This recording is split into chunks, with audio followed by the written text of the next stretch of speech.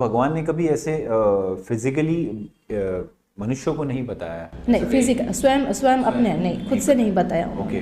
और ये जब सारिपुत्र के द्वारा बाकी सारे लोगों में इसको स्प्रेड हुआ और तो जब अभिधम्म पिटक लिखने की बात आती है तो बहुत सारी भ्रांतियां आती है कि ये स्टार्टिंग में नहीं लिखा गया, ये आनंद ने नहीं बताया।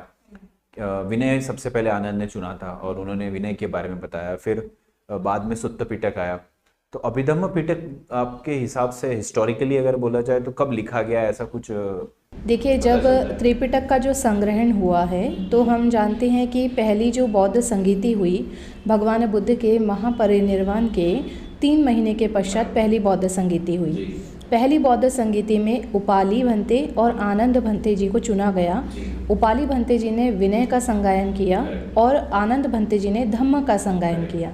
जब वहाँ पर धम्म की बात आती थी तो धम्म में सुत्त और अभिधम्म दोनों इंक्लूड थे, क्योंकि पूरे 84,000 वचनों का संगायन किया गया था और अभिधम्म 84,000 का एक हिस्सा है। तो जितना भी आनंद भंते ने और उपाली भंते ने संगायन किया उसे 2 भागों में उस समय बांटा गया, विनय और धम्म। वहाँ सुत्त नहीं था, विनय और धम्म में बांटा गया। इसके बाद में जब दूसरी बौद्ध संगीति हुई 100 वर्षों के बाद, फिर तीसरी बौद्ध संगीति हुई सम्राट अशोक के समय में, और इसके बाद जब चौथी बौद्ध संगीति हुई श्रीलंका में महेंद्र भिक्षु के समय में, और जब उस समय त्रिपिटक को लिखा गया पूरे भगवान बुद्ध के वचनों को, क्योंकि हम जानते हैं 300-400 शताब्दियों तक जो है वो लिखा भी नहीं गया था, 3-4 शताब्दियों तक लिखा भी नहीं गया था। तो जब वो लिखा गया वहाँ पर त्रिपिटक जो है, तो उस समय 3 टोकरियाँ बनाई गई।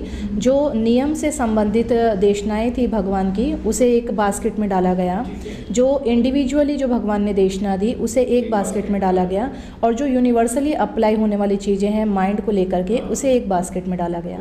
तो त्रिपिटक लिखा तो वहीं गया है। अभिधम्म की एक्चुअली 7 पुस्तकें हैं।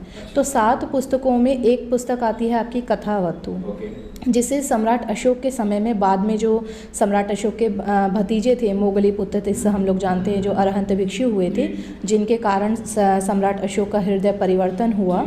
तो उनको देख करके जब वो उन्होंने जो है कथावस्तु में एक तरह से एक पॉइंट्स ऑफ कंट्रोवर्सी या फिर हम कहें कुछ डिबेट की तरह जो है उसको लिया गया है।